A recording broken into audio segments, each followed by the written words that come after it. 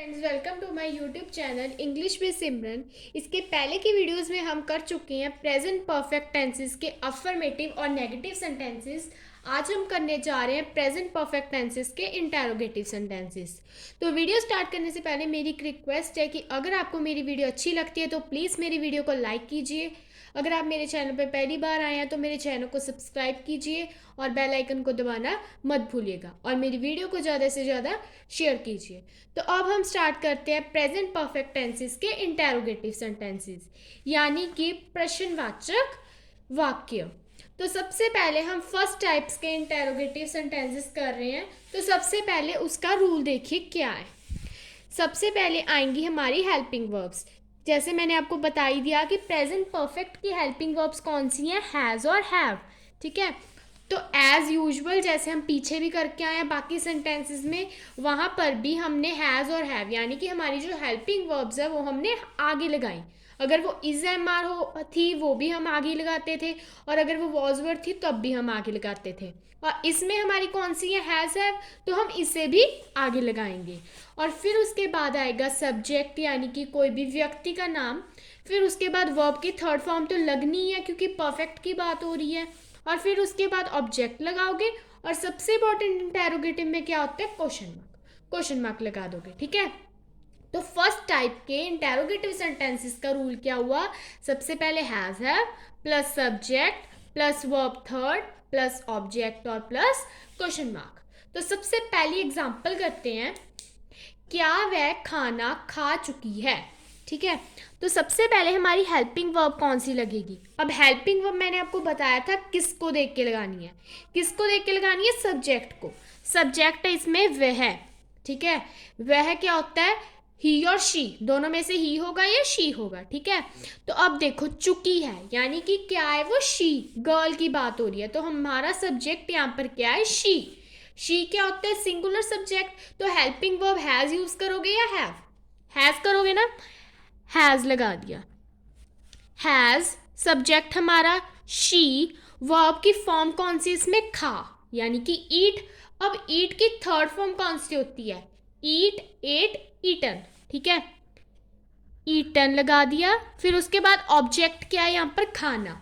क्या खा रही है वो बताया हुआ है ना, खाना खा रही है। She has she eaten a food. ठीक है, फिर सबसे इंपॉर्टेंट क्वेश्चन। ठीक है, तो पहली एग्जाम्पल की ट्रांसलेशन क्या हुई, क्या वह खाना खा चुकी है, कि ट्रांसलेशन है has she eaten a food.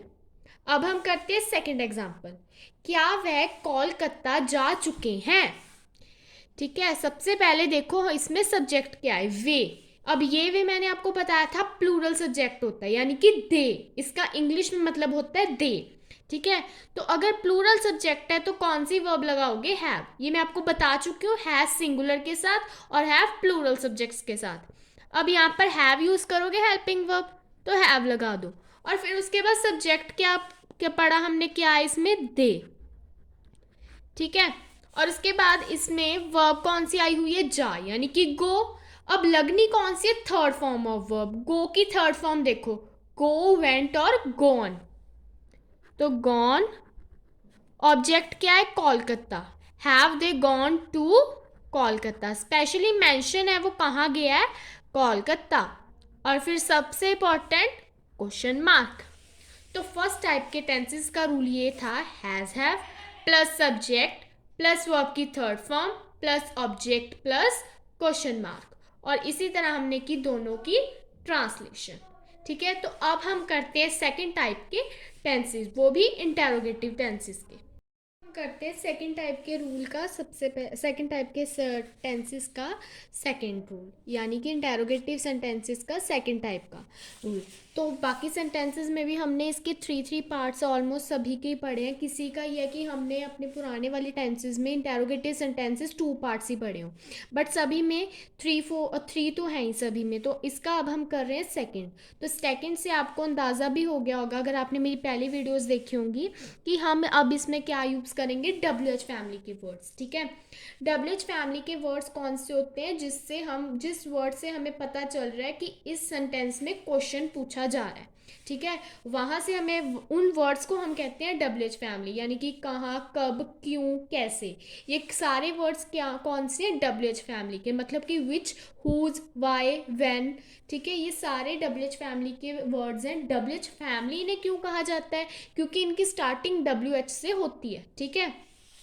तो सबसे पहले रूल में आप लगाओगे डब्ल्यू एच फैमिली का वर्ड, मतलब कि ये सेंटेंस है, जैसे वह यहाँ से कहाँ गया है, ठीक है, तो इसमें हमें कौन से वर्ड से पता चल रहा है कि वहाँ पर क्वेश्चन पूछा गया है, उसको इंग्लिश में पहले लिख दोगे, ठीक है, फिर उसके बाद अपनी हेल्पिंग वर्ब्स लगाओगे, हैज़, हैव, और फिर उसके बाद सब्जेक्ट, और फिर वर्ब की थर्ड फॉर्म, वर्ब की थर्ड फॉर्म ही लगेगी परफेक्ट में, चाहे आप अफर्मेटिव की बात कर रहे हो, चाहे आप नेगेटिव की बात कर रहे हो, और चाहे आप इंटेरोगेटिव की बात कर रहे हो, ठीक है। तो वर्ब की थर्ड फॉर्म और फिर ऑब्जेक्ट और फिर सबसे इंपॉर्टेंट क्वेश्चन मार्क, ठीक है। तो अब हम करते हैं सबसे पहली एग्जाम्पल। तो पहली एग्जाम्पल है वह यहाँ से कहाँ गया है, ठीक है। तो सबसे पहले देख लो कि इस सेंटेंस में किस वर्ड से पता चल रहा है कि ये इंटेरोगेटिव सेंटेंस है, मतलब कि इस पूरे सेंटेंस में जिस वर्ड से पता चल रहा है क्वेश्चन पूछा गया वो वर्ड देखो, कहाँ है ये वर्ड, ठीक है, कहाँ। तो कहाँ की ट्रांसलेशन क्या होती है इंग्लिश में, वेयर, वेयर, फिर उसके बाद हेल्पिंग वर्ब्स हैं, ठीक है, ये मैं आपको पहले भी बता चुकी हूँ। हेल्पिंग वर्ब्स इसको देखने से नहीं पता चलती, आपको सब्जेक्ट देखना है। तो सबसे पहले देख लो यहाँ पर सब्जेक्ट कौन सा है, वह है, ठीक है, वह यानी कि बॉय की बात हो रही है। बॉय का कैसे पता चल रहा है, क्योंकि गया, यानी कि पता चल रहा है बॉय की बात हो रही है, तो सब्जेक्ट क्या होगा, ही। तो ही के आगे हैज़ यूज करोगे या हैव, ही अब देखो सिंगुलर है या प्लूरल, सिंगुलर है तो हैज़ ही यूज करोगे, वेयर हैज ही, ठीक है। अब उसके बाद आते हैं वर्ब की फॉर्म पे, वर्ब की फॉर्म कौन सी है, वेयर हैज ही गया, यानी कि गो। अब वर्ब की कौन सी फॉर्म यूज हो रही है, वर्ब तो गो है, इसमें मेन वर्ब गो है, बट यूज कौन सी करनी है, थर्ड, गो, वेंट, गॉन। तो वर्ब कौन सी यूज हुई, gone, where has he gone. अब यहां से कहाँ, ठीक है, ये कई फ्रेजेस होते हैं। अब हम यहां से वहां, तो हम यहाँ पर इस फ्रेज को इंग्लिश में क्या लिखेंगे, where has he gone from here, मतलब यहां से वो कहाँ गया है, where has he gone from here to there. To there भी यहाँ पर मैंने इसलिए यूज नहीं किया क्योंकि यहाँ से कहाँ ये बहुत लंबा सेंटेंस बन जाएगा, तो इस सेंटेंस से भी हमें पता चल रहा है कि कहाँ पर जा रहा है, तो इससे आपकी इंग्लिश ट्रांसलेशन अच्छी तरह होगी। तो आपको टू देयर तो यूज करने की जरूरत ही नहीं है, where has he gone from here, वो यहाँ से कहाँ गया, ठीक है। हमने ये क्वेश्चन पूछ लिया, तो ये मैंने इसीलिए आपको ये वाली ट्रांसलेशन करवाई क्योंकि कई ऐसे फ्रेजेस होंगे जिसकी हमें ट्रांसलेशन पता होनी चाहिए। मतलब यहाँ से कहाँ को इंग्लिश में ट्रांसलेट करोगे तो फ्रॉम हेयर टू देयर होता है, ठीक है, बट यहाँ पर हमने फ्रॉम हेयर किया क्योंकि यहाँ पर क्या है, क्वेश्चन पूछा गया है, क्वेश्चन में पता चल रहा है कि हिंदी में जो पूछा गया है वो इंग्लिश में हमें साफ पता चल रहा है क्वेश्चन से, ठीक है। तो इसी तरह हमने पहली एग्जाम्पल कर ली, अब हम करेंगे सेकेंड एग्जाम्पल, वह कोलकाता कब गए हैं, ठीक है। तो सबसे पहले देख लो इसमें कहाँ से पता चल रहा है, क्वेश्चन है, कौन सा वर्ड है जो क्वेश्चन इंडिकेट कर रहा है, कब, ठीक है। तो कब की ट्रांसलेशन क्या होती है, व्हेन।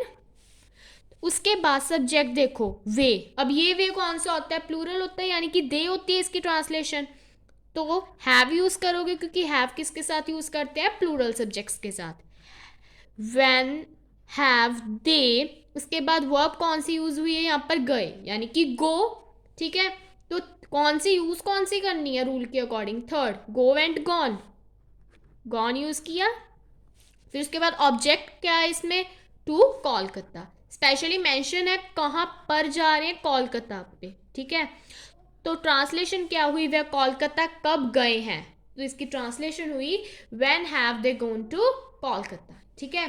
तो सेकंड टाइप के सेंटेंसेस में हमने पढ़ा W H family plus has have plus subject plus verb की third form plus object plus question mark. इसी तरह हमने किए दोनों ट्रांसलेशंस।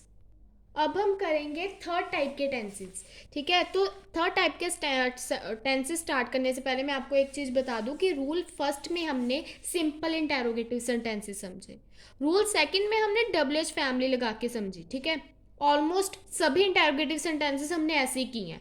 और थर्ड रूल में हम क्या समझ रहे हैं कि अगर एक्सेप्शनल केसेस आए, मतलब कि कुछ वर्ड्स हमें WH के याद करने पड़ते हैं जिनके साथ रूल थोड़ा सा चेंज हो जाता है, रहता बिल्कुल वैसा ही है, बट डिफरेंस कहाँ पर आता है कि उन वर्ड्स के साथ हमेशा नाउन लगा होता है। तो रूल थर्ड में हम यही पढ़ने जा रहे हैं कि ये 4 वर्ड्स हैं, ठीक है। ये 4 वर्ड्स जहां पर आपको दिखेंगे तो इनके साथ नाउन हमेशा होगा। यानी कि नाउन क्या होता है, संज्ञा। संज्ञा क्या होती है, किसी भी व्यक्ति का नाम, किसी भी वस्तु का नाम, किसी भी स्थान का नाम या किसी भावना का नाम, ठीक है। तो वो क्या होती है, नाउन। और जहां पर ये 4 वर्ड्स होंगे तो इनके साथ ही नाउन लगा होगा, ये हमेशा इंपॉर्टेंट होता है। तो रूल थर्ड के अकॉर्डिंग हमारा, सॉरी, सेंटेंस थर्ड के अकॉर्डिंग हमारा रूल बन रहा है, जो भी वर्ड आएगा इनमें से, ठीक है, 4 वर्ड्स में से जो वर्ड होगा सबसे पहले वो लगाओ, फिर उसके बाद नाउन लगाओ, यानी कि बैग, पेन, किताब या कोई भी आपका नाउन है वो आप लगाओ उसके बाद। फिर उसके बाद सेम आपने यही वाला रूल, मतलब फर्स्ट जो मैंने करवाया इंटेरोगेटिव का, वो पीछे सारा वही लग जाएगा, हैज़ है प्लस सब्जेक्ट प्लस वर्ब की थर्ड फॉर्म प्लस ऑब्जेक्ट और फिर क्वेश्चन मार्क, ठीक है। तो सबसे कंफ्यूजिंग चीज़ कि हाउ मच कहाँ और हाउ मैनी कहाँ, ठीक है, ये बहुत सारी कंफ्यूजन होती है। हाउ मच वहाँ पर यूज़ करोगे जिस चीज़ को आप काउंट नहीं कर सकते, ठीक है, और हाउ मैनी वहाँ यूज़ करोगे जिस चीज़ को आप काउंट कर सकते हो, ठीक है। अब हाउ मच में अगर मैं आपको एग्जांपल दूँ शुगर की, क्या शुगर को काउंट कर सकते हो? अब आप कहोगे कि हम उसको केजीज में काउंट कर सकते हैं, क्विंटल्स में काउंट कर सकते हैं, ठीक है, बट अगर हम उसके एक एक क्रिस्टल्स को तो नहीं काउंट कर सकते, मतलब कि एक जो शुगर का पीस होता है उसे काउंट कर लोगे, ठीक है, या ऑयल होता है उसे काउंट कर लोगे, उसका वेट कर सकते हो, काउंट नहीं आप उसको कर सकते। बट हाउ मैनी में कौन सा आता है, अगर हम एग्स की बात कर रहे हैं, अगर हम बनानास की बात कर रहे हैं, अगर हम एप्पल्स की बात कर रहे हैं, तो उन चीज़ों को आप काउंट कर सकते हो, तो वहाँ पर आप यूज़ करोगे how many. But how much कहाँ, जहाँ पर आप काउंट नहीं कर सकते, ठीक है। अब ये तो नहीं कहोगे कि 4-5 ऑयल्स दे दो, नहीं कहोगे, क्योंकि हम उसका वेट कर सकते हैं बट उसे हम काउंट नहीं कर सकते, ठीक है। तो सबसे पहले ये 4 वर्ड्स आपने लगा देने जहाँ पर आपको दिखेंगे, मैं 2 एग्जाम्पल्स में बताऊंगी कैसे लगाने हैं। तो अब सबसे पहले हम एग्जाम्पल करते हैं। तुमने किसका बैग चुराया है, सबसे पहले देखो, तुमने किसका बैग चुराया, मैंने क्या बताया था कि जहाँ पर ये वर्ड्स आएंगे, ठीक है, इसमें कौन सा वर्ड आ रहा है, किसका। किसका मतलब होता है हुज, ठीक है, किसका का मतलब क्या होता है, हुज इंग्लिश में, ठीक है। तो इसके साथ क्या लगा हुआ है, नाउन लगा हुआ है, लगा हुआ है ना। तो इसीलिए थोड़ा सा स्पेशल रूल इन 4 वर्ड्स के लिए बनाया गया। सबसे पहले आप लगाओ ये 4 वर्ड्स, कौन सा लगेगा, इसमें है कौन सा वर्ड जिससे क्वेश्चन पूछ रहे हैं, किसका, यानी कि हुज। फिर उसके साथ नाउन कौन सा लगा हुआ है, बैग, रूल के अकॉर्डिंग नाउन भी लगा दिया। अब हैज यूज करोगे या हैव।